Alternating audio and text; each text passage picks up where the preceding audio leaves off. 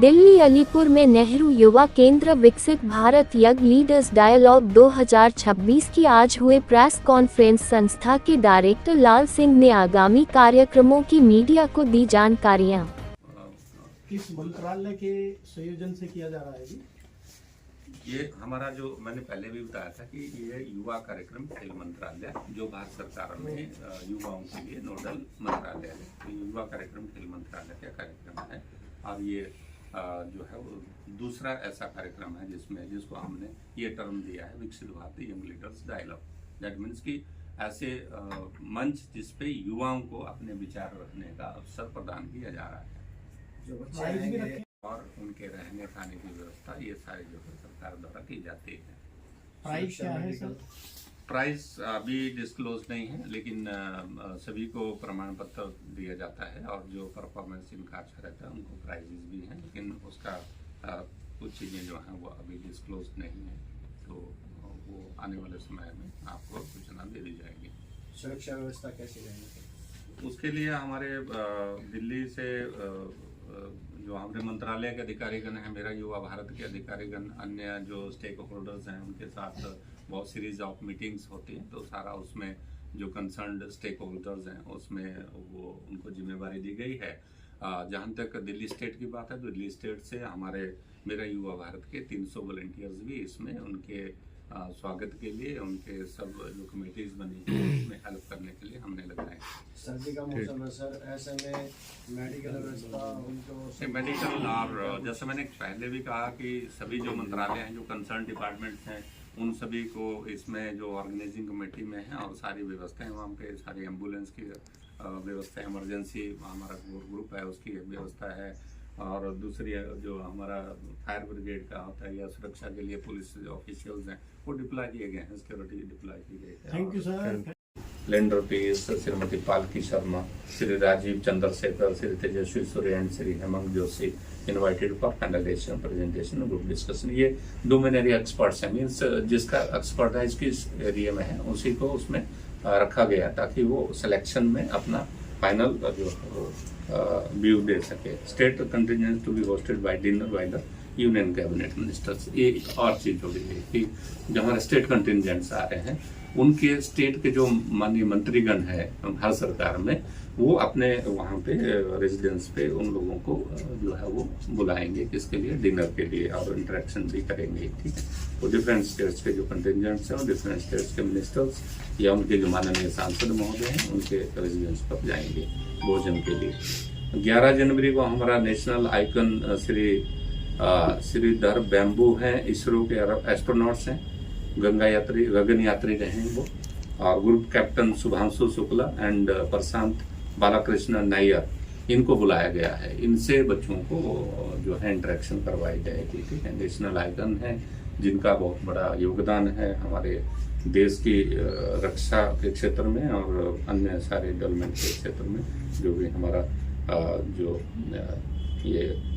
अंतरिक्ष से संबंधित कार्यक्रम है या हमारा सुरक्षा से संबंधित जो प्रोग्राम है, प्रोजेक्ट्स हैं उसमें। उसके बाद grand cultural showcase for colours of विकसित भारत, तो एक सेशन होगा जिसमें जो नेशनल आइकन्स हैं उनके साथ इंटरेक्शन होगी। उसके बाद कलर्स ऑफ विकसित भारत मीन्स कलर्स ऑफ विकसित भारत, जैसे हम सभी जानते हैं कि हमारे हर स्टेट का अपना कल्चर है, तो वहाँ से जो हमारी ट्रेडिशनल ट्रैक में जो टीम्स आई हैं उनको वहाँ पर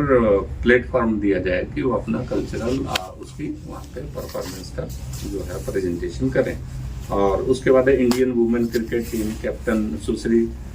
हरमनप्रीत कौर, तो Indian women cricket team captain Harmanpreet Kaur ji हैं, वो आएंगी और वो भी जो है वो बच्चों के साथ इंटरेक्शन करेंगी। तो इस तरह से बहुत ही डीपली इसके ऊपर सोचा गया कि किन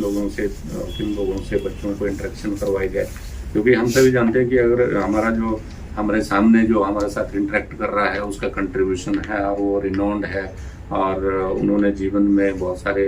सेक्रीफाइस किए देश की रक्षा के लिए, देश की सुरक्षा के लिए, देश के विकास के लिए, उनके साथ जो है इनको जो है वो हम इंटरेक्ट करवाएं। और 4th डे है हमारा 12 जनवरी का जो लास्ट डे है, उसमें track wise presentation will be made before honourable prime minister, panels of honourable union ministers. ठीक है, इसमें हमारे जो है वो 12 के करीब यूनियन मिनिस्टर्स आएंगे, उनके सामने जो ट्रैक वाइज प्रेजेंटेशन होगा, जो हमने ट्रैक पीछे डिस्कस किए। और उसके बाद honourable prime minister Shri Narendra Modi ji, हमारे माननीय प्रधानमंत्री जी जो है वो कंक्लूडिंग सेरेमनी पे हम सभी को आशीर्वचन देंगे, आशीर्वाद देंगे। और उसमें भी प्रेजेंटेशन होगी जो हम सेलेक्टेड जो हमारा कंटिजेंट्स होंगे उनकी तरफ से। और एक हमने ऐसे कंपाइलेशन जो सारे देश में हुआ, उसमें से जो हमारे जो यूथ हैं वो नेशनल लेवल के लिए सिलेक्ट हुए, उन सभी के जो एसेज उन्होंने सबमिट किए थे उसको कंपाइल करके एक बुक का शेप दिया गया है, वो भी जो है वो उसको लॉन्च किया जाएगा माननीय प्रधानमंत्री जी के द्वारा। और Viksit Bharat exhibition of various की ministers to be held on all days in the premises. इसके अतिरिक्त जो हमारे जो यूथ कंटिजेंट्स हैं, जो स्टेट कंटिजेंट्स हैं, जो अपने एग्जीबिशन लेकर आए हैं सोशल हैकाथॉन में, तो उसके अतिरिक्त जो डिफरेंट मिनिस्ट्रीज हैं हमारी, उनका क्या नई योजनाएं हैं, किस तरह के प्रोजेक्ट्स हैं, उसकी भी जो है एग्जीबिशन वहाँ पे लगाई इसके पीछे उद्देश्य क्या है? इसके पीछे उद्देश्य है कि युवा हम सभी कहते हैं कि युवा जो है वो देश की भविष्य है, देश की रीढ़ की हड्डी है। तो उस देश के भविष्य को, देश की रीढ़ की हड्डी को अगर हम सशक्त नहीं करेंगे, उसके काबिल नहीं बनाएंगे, उनके कैपेसिटी बिल्डिंग नहीं करेंगे, तो फिर उनसे हम क्या उम्मीद कर सकते हैं। तो सरकार की ये सोच है कि हम उनको सशक्त करें, उनकी कैपेसिटी बिल्ड करें, उनको अपने देश की सभ्यता संस्कृति से रूबरू करवाएं, और देश में क्या विकास हो रहा है उसकी उनको जानकारी हो, और उस विकास में देश को आगे ले जाने के लिए, देश को संकल्प विकसित भारत बनाने में उनकी क्या भूमिका है वो सुनिश्चित करने के लिए इस ऐसे कार्यक्रमों से युवाओं को आगे जाके क्या फायदा मिल सकता है? सबसे बड़ा तो ये है कि अगर आपका दिमाग जो है सही हो जाता है तो उससे बड़ा और क्या फायदा हो सकता है कि आपको अगर एक अच्छी सोच, क्योंकि जीवन में कोई भी क्षण जो है टर्निंग पॉइंट